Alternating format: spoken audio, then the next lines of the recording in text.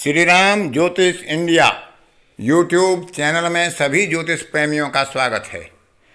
आज की कक्षा का विषय प्रसंग है तिथि प्रवेश चक्र का निर्माण कैसे किया जाए। वर्षफल जानने के लिए हर जातक की एक जिज्ञासा होती है कि मेरा आगामी वर्ष कैसा रहेगा। उसके लिए ताजिक आधार पर वर्ष कुंडली का निर्माण किया जाता है। मुंथा मुंथीस और वर्षेस का निर्धारण किया जाता है। उसके बारे में पहले ही काफ़ी विस्तार से बताया जा चुका है। एक नवीन शोधकार ज्योतिषियों के द्वारा तिथि प्रवेश कुंडली का प्रचलन शुरू होता है और यह भी ज़्यादा प्रभावी अनुभव होती है, क्योंकि जो जन्म पत्रिका बनती है वो केवल सूर्य के आधार पर बनती है।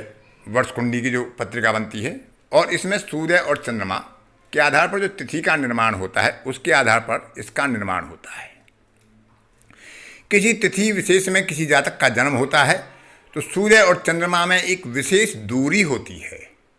सूर्य क्योंकि पिता है, चंद्रमा क्योंकि माता है, इसलिए किसी जातक के जन्म के लिए माता और पिता दोनों का ही होना जरूरी है। जबकि वर्ष कुंडली में केवल सूर्य को ही आधार माना गया है, जो जन्मकालिक सूर्य होता है। तो इस आधार पर तिथि प्रवेश के लिए लोगों में ज़्यादा जिज्ञासा होती है और अनेक बार ज्योतिष प्रेमियों की जिज्ञासा थी कि मैं तिथि प्रवेश पर कुछ उन्हें बताने का प्रयास करूं। तो आज उसी कड़ी में तिथि प्रवेश चक्र का निर्माण कैसे होता है, कैसे उसका निर्धारण किया जाता है, उस पर विचार करेंगे।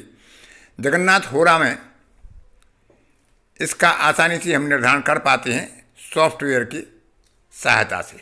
लेकिन यदि कोई अपने मैनुअल स्वयं की गणना के द्वारा उसका निर्धारण करना चाहता है तो उसके लिए बड़ी सरल गणना है, जिसको कुछ ही मिनटों में जातक निकाल करके स्वयं अपने तिथि प्रवेश का निर्धारण कर सकता है और तिथि प्रवेश की कुंडली बना सकता है और उससे आगामी वर्ष में होने वाली घटनाओं का संकेत फलित के द्वारा देख सकता है।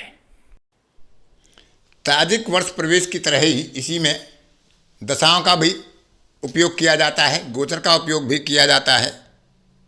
ग्रहों की स्थिति का विचार किया जाता है कि उस स्थिति में उस वर्ष में कौन कौन ग्रह किस स्थिति में विराजमान हैं।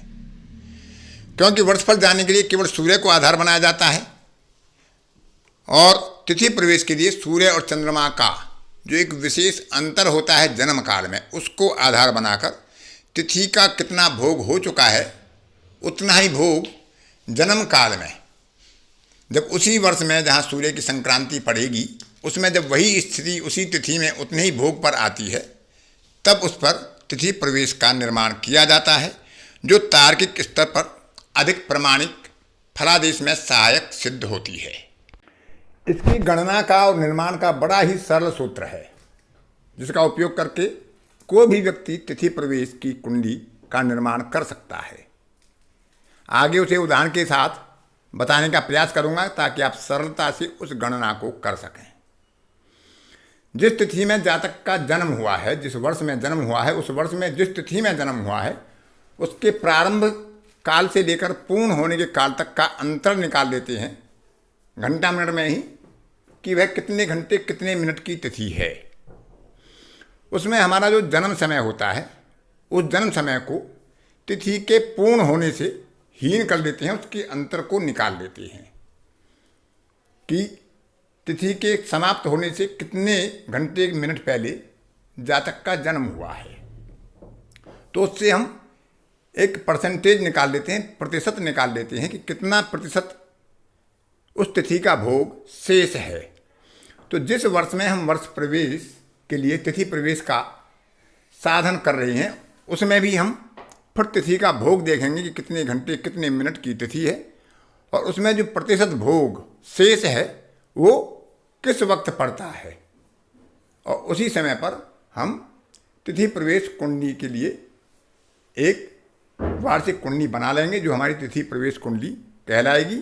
और उसमें तात्कालिक ग्रहों की स्थिति रख के हम उससे फलादेश कर सकते हैं। आगामी वर्ष की घटनाओं के लिए, शुभता अशुभता के लिए, कुयोग और सुयोगों के लिए उसका विचार कर सकते हैं। अब देखते हैं कि सामान्य रूप से एक गणना के आधार पर उदाहरण के साथ आपको बताने का प्रयास करूंगा ताकि आप इस गणना को सरलता से कर सकें। मान लेते हैं कि किसी जातक के जन्म समय पर ज्येष्ठ शुक्ल प्रतिपदा तिथि चल रही है, जो पिछले दिन रात्रि 12:31 पर प्रारंभ होती है और अगली रात्रि 1:40 तक पूर्ण होती है।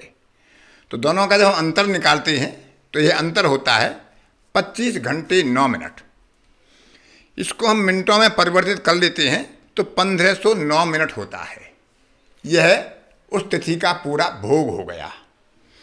अब जन्म समय है रात के 11:45, तो हम इसे तिथि के पूर्ण समय से कम करते हैं और देखते हैं कि अंतर कितना आता है।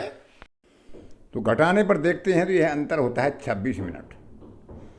तो जो अंतर बचता है जन्म काल का और तिथि के पूर्ण होने का, उसको भी मिनटों में परिवर्तित कर लेते हैं। तो यहाँ तो स्वाभाविक रूप से 26 मिनट है, तो उसमें 100 का गुणा करेंगे और तिथि का जो भोग काल है 1509 मिनट, उससे भाग करेंगे तो हमें तिथि का शेष मिल जाएगा कि तिथि का शेष भोग काल कितने प्रतिशत बाकी है। तो यह आता है 1.72% तिथि शेष है। अब जिस वर्ष में हम प्रतिपदा देखेंगे, सूर्य जब उसी राशि में आएगा जिस राशि में जन्म काल में है, यानी वृष राशि में है, तो वृष राशि में जब सूर्य होगा तो जब प्रतिपदा तिथि आएगी तो उसका विचार करेंगे। तो वहाँ हम देखते हैं वर्तमान वर्ष में 16 मई को वह 9:45 पर प्रारंभ होती है और 17 मई को प्रातः 6:27 पर पूर्ण होती है। जब हम इसका अंतर निकालते हैं तो पूरा तिथि का भोग बैठता है 20 घंटे 22 मिनट और मिनटों में परिवर्तित किया तो 1222 मिनट। अब 1222 मिनट का 1.72% हम गणना करके निकाल लेते हैं। तो इस 1222 का 1.72% होता है 21 मिनट। अब इस 21 मिनट को तिथि पूर्ण का जो समय है प्रातःकाल 6:27, उससे हम कम कर लेंगे। तो 6:27 से जब हम 21 मिनट कम करेंगे तो हमें 17 मई को प्रातःकाल 6:06 का समय प्राप्त होता है। तो 6:06 17 मई 2022 को हम वर्ष प्रवेश की कुंडली का निर्धारण करते हैं और उसी वक्त की एक वर्ष प्रवेश यानी तिथि प्रवेश की एक कुंडली का निर्माण करके आगामी वर्ष के फलादेश के लिए हम उसका उपयोग कर सकते हैं। तो बड़ी साधारण गणना है, 2-3 मिनट में बड़ी सरलता से कोई भी जातक अपने तिथि प्रवेश का निर्धारण स्वयं कर सकता है और वहाँ पर उस लगन का निर्धारण करके जो भी लगन बनेगी, ग्रहों की स्थिति जहाँ तात्कालिक है उसको रख दिया जाएगा। उनके नवांश और अन्य वर्गों का भी साधन उसी प्रकार से कर लिया जाएगा जिस प्रकार से जन्म कुंडली के नवांश आदि का साधन करते हैं। क्योंकि यह वर्षफल तिथि प्रवेश के आधार पर 1 वर्ष के लिए होता है और इसी 1 वर्ष में हम विंशोत्ति दशा के आधार पर जो मुद्दा दशा का निर्माण करते हैं, योगिनी दशा का निर्माण करते हैं और उनके आधार पर जातक की आगामी आने वाली घटनाओं का, सुख का, दुख का, किसी प्राप्ति का, हानि का, लाभ का, किसी परिवार में किसी के आगमन का या किसी के निर्गमन का, इन सभी घटनाओं का विचार सरलता से कर सकते हैं। इसको बिल्कुल वैसे ही विचार करते हैं जैसे जन्म पत्रिका का विचार करते हैं पूरे जीवन के लिए, और तिथि प्रवेश का विचार करते हैं 1 वर्ष के फलादेश के लिए। इसमें यदि हम थोड़ा सा गोचर का प्रयोग और करेंगे तो वह और ज़्यादा हमारे फलादेश में सहायक सिद्ध होता है। तो आगामी कक्षाओं में विचार करेंगे कि तिथि प्रवेश से हम किस प्रकार घटनाओं का निर्धारण कर सकते हैं, किस प्रकार से हम आगामी वर्ष के फलादेश को देख सकते हैं, वह हमारे लिए शुभ होगा अशुभ होगा उसका विचार कर सकते हैं।